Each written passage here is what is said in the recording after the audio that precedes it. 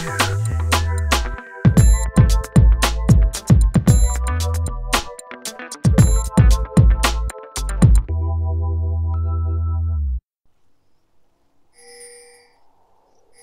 we're back, this time with no pauses. We're going straight into game. RoughNeX Academy versus K3. We've got some very different, interesting champions here. Talk us through the level 1 studio. What happens if these two teams were to meet head-on? The question is, does Fearbo on Fiddlesticks get the Karont3 off? Does he get that Dark Wind off? Dark Wind is one of the best level 1 teamfight abilities in the game because it's not just a 1.1 second silence, it's a bouncing 1.1 second silence, so there goes a flash. It looks like RoughNeX are going to try and set up a trap. This works really well with the Caitlyn trap possibility. Most likely would just be built over Peacemaker for burst, which is just going to double check whether, yeah, she's already skilled that up.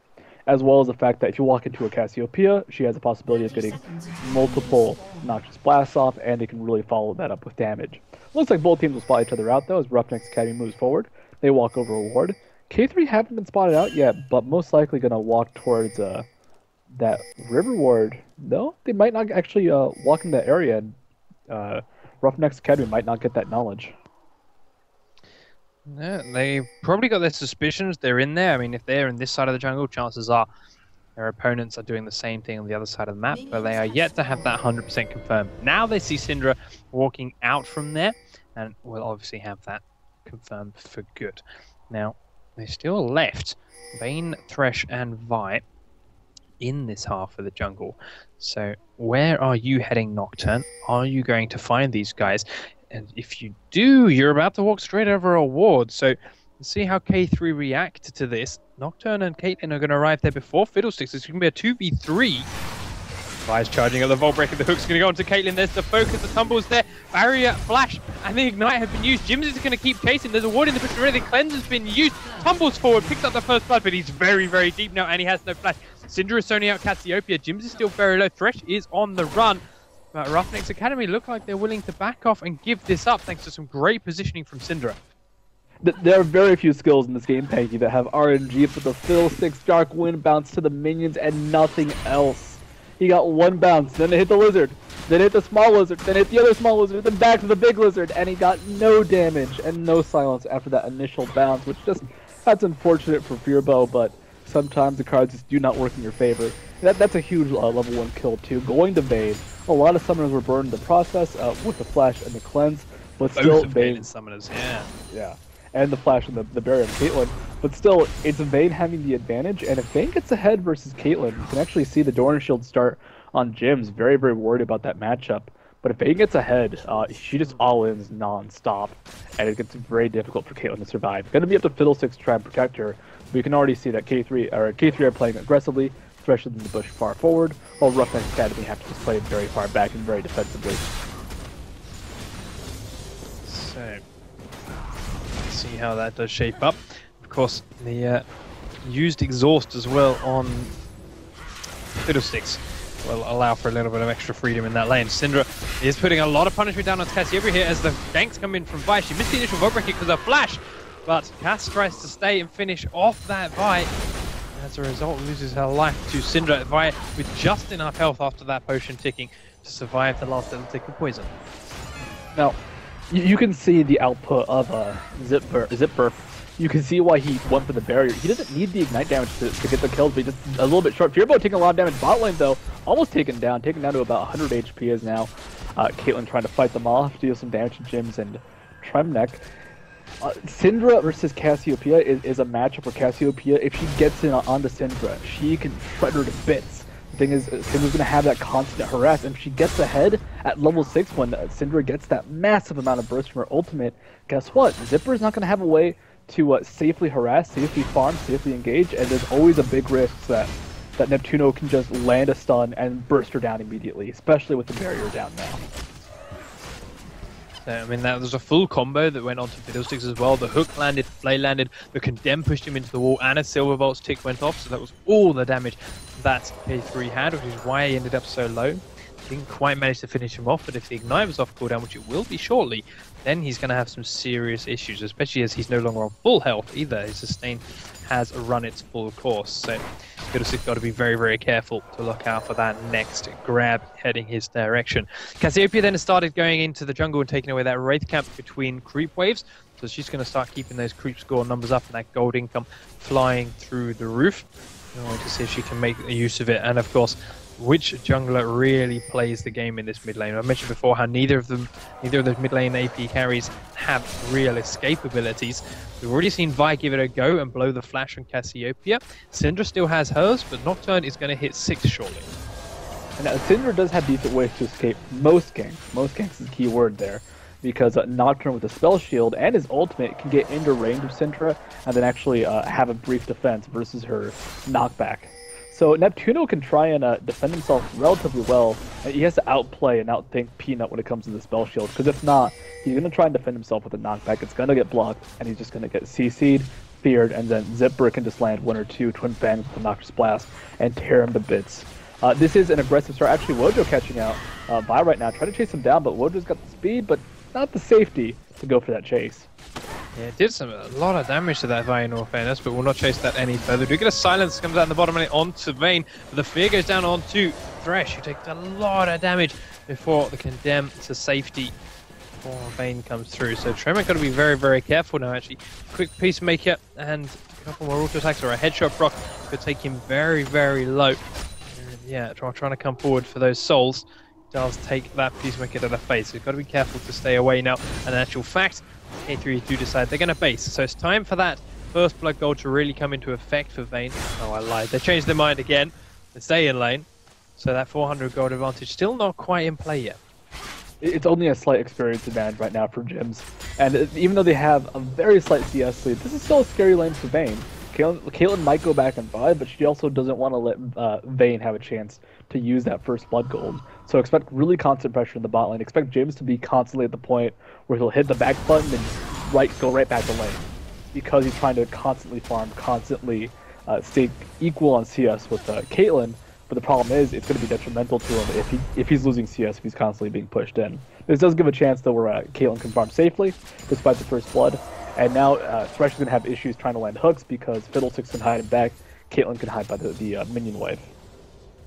Now here's the thing though, Vi's hit 6 and is coming down the lane towards the bottom half. There was a ping into this bush because there's a trap there. No ward there, however. In goes Vi. She's trying to dodge around the trap. She does manage to pull it off. There's another one there. She tries to ball breaker forward. Will land straight on another trap. Completely misses the lantern. There's a silence and the fear out to Tremonek. He's going very, very low. A quick condemn will pop the silver boss and push Caitlyn back. And that whole gank was just a bit of a mess. Not really communicated too well between the K3. I mean, that was a sloppy gank spaghetti on everybody's shirts there, except for Jim's. For whatever reason, they've tried to use both the lantern and the vault breaker. Thing is, Vi did not get the full range vault breaker, and then also didn't use the lantern. So as a result, she was kind of close to the enemy team, but not within range. And also, the lantern was out of reach to use successfully. So it was just a bit of a miscommunication. They either had to go for the vault breaker initiation or go for the lantern. But now Wojo up top lane is forced out immediately. Renekton with that Doran's Blade advantage, playing very far aggressively. Tanky, because if he does, Shyvana tends to win the lane for free. He's going to stay on the aggro, going to stay more for offense, at least early on in the matchup, to make sure Shyvana just doesn't roll away with the lane. To see Thresh forced to back away again.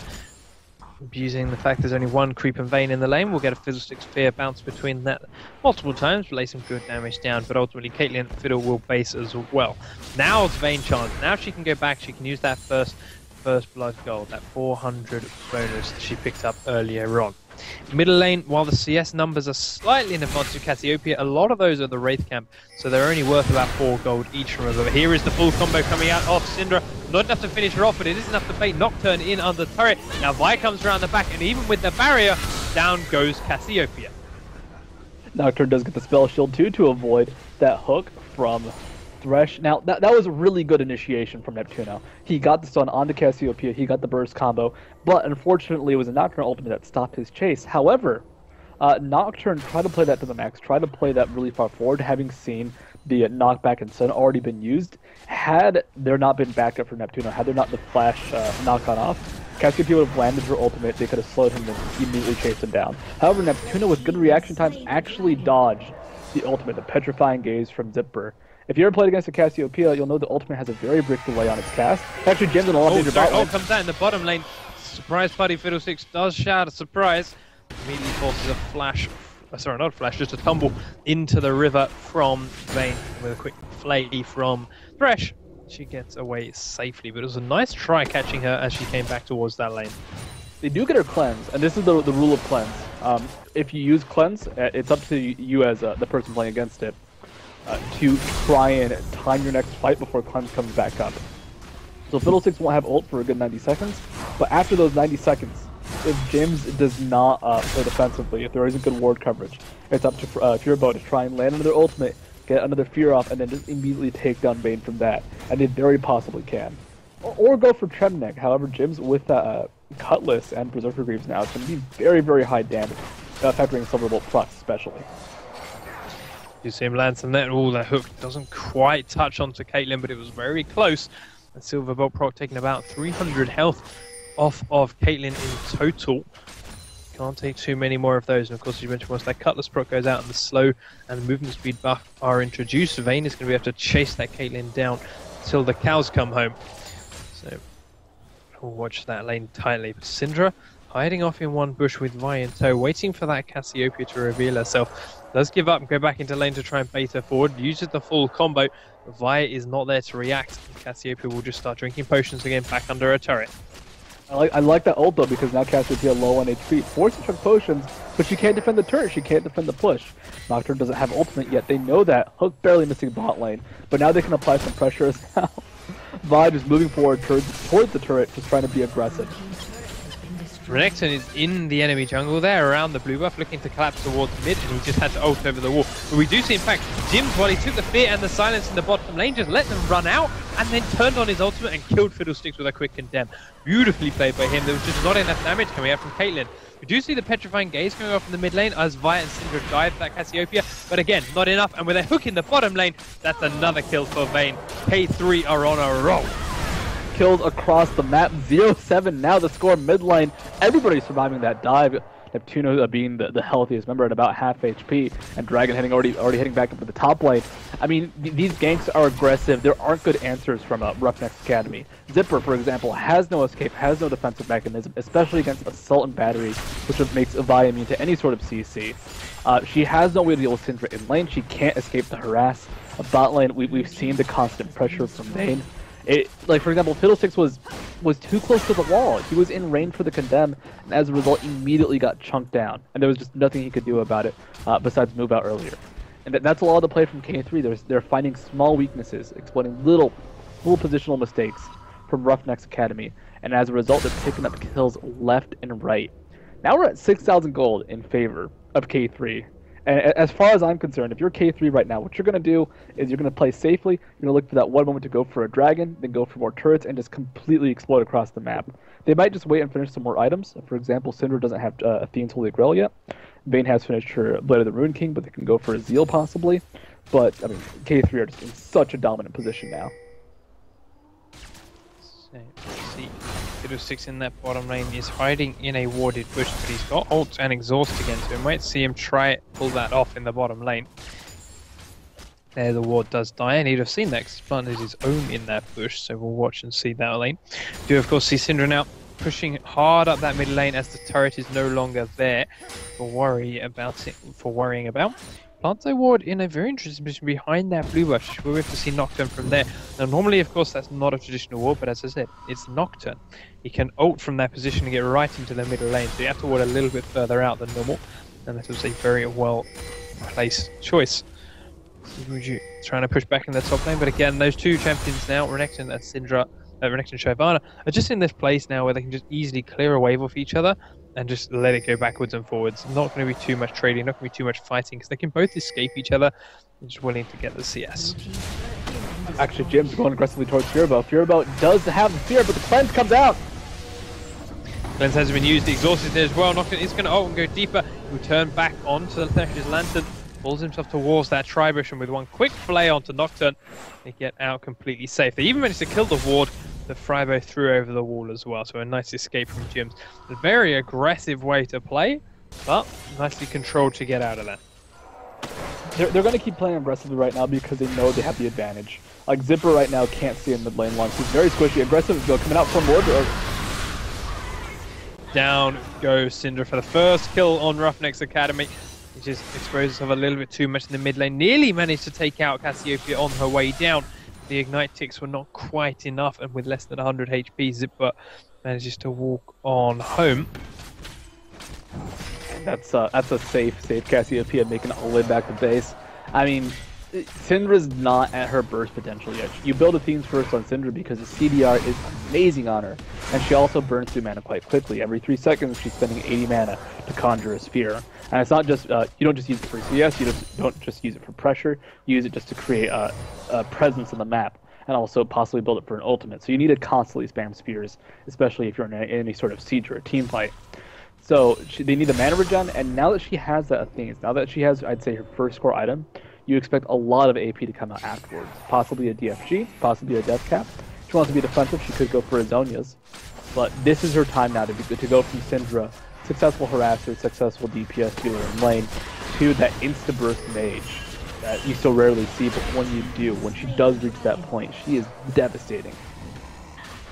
And another dragon picked up then from K3. Syndra going to head across towards that blue buff to pick that up as well. We do see Jims picking on Fiddlesticks once more. Tumbles forward. Can he get the cancel? He does get the cancel on Caitlyn's recall. There's a quick Blade of the Ruin King just for safety, and picks up that kill instead of Fiddlesticks once that fear ran out, destroying that bottom lane. Caitlyn comes out, says, close fight. You get a stun on that mid lane, goes straight in on towards Cassiopeia from Syndra. Renekton has the flash to get his stun on the follow-up, but ultimately will finish off the kill on the turret. Neptuno is in a lot of trouble here. Shyvana and Nocturne are locked onto him, but with Vi's support, Renekton should be able to clean out the pair of them. Quick flash away from Shyvana. She should be out and safe. In fact, no, Thresh is coming in from the bottom lane. Was coming in, shouldn't have trapped. That's the end of his chase. In fact, Vi's not over. Vi's going to... Oh, there's a flash and the hook comes out from Thresh, but it's not enough. Tumble forward from Jims. Can he get the last auto attack? One more to go. Quick fear comes out. He may have been locked up under the turret. Now Jims is in all kinds of trouble. One more turret shot goes down, and Caitlyn does get the shutdown. 500 gold for her. Going very deep now, chasing onto Thresh. This is a little bit risky. The box comes out. There's the ult. Will Vi block it? Ooh, almost too far past it. The damage was not there anyway. I gotta say, man, this might be the turnaround. This might be the moment for RoughNeX Academy to really come back into this game. 500 gold on Caitlyn. It's not a lot in the grand scheme of the game, but it's enough. It could be the big swing. However, some funny things happening in that fight.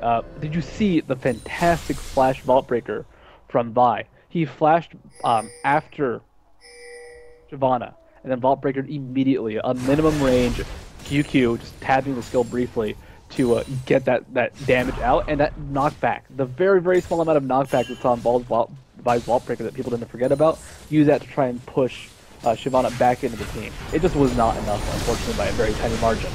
No, goes straight in on the mid lane. He does use his spell shield to block the stun, but Vi's coming in to support now as well. Cassiopeia wasn't there to follow up with much damage.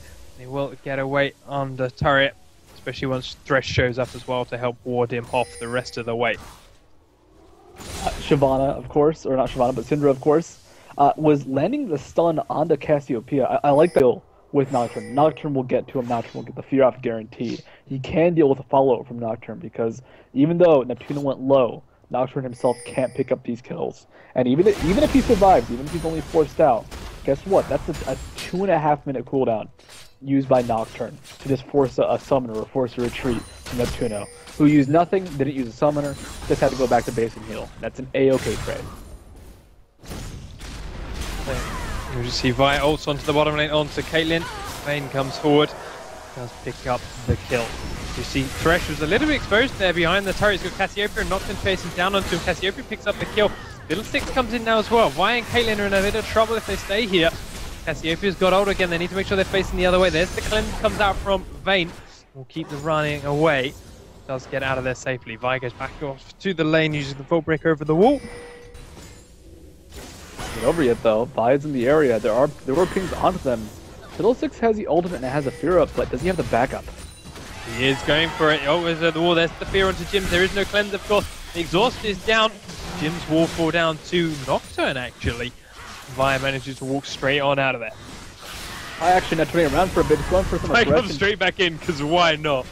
Because she can. I mean, there's not a whole lot to kill her at this point. Peanut doesn't have mana. Assault Battery not quite up yet, and Spell Shield was used, so Syndra can pick up this kill. Straight back in, there's the last proc of damage. There's the ult comes out from Cass. Does get the stun onto Syndra, but not before Syndra gets her ult off. And with one last ball dropped on her head, Cassiopeia will freeze. A very, very solid pickup, a very solid chase. I mean, Vi at this point, incredibly tanky, without a lot of sustained damage from Zipper. She's not going down. It's going to be a lot of auto attacks from Caitlyn or the constant poison damage from Zipper, and Zipper at that point was not in the best fighting shape. Syndra once again proving her range, proving her worth, and now reaching that burst point. Only has a blasting wand, but every time she gets a little bit of AP, if she can build actually the stun landing onto Fiddlesticks. Down he goes. Not much more to say than that. Those two are so far ahead.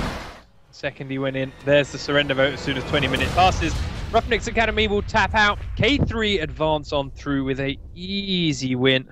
There was no doubt in their minds through that game.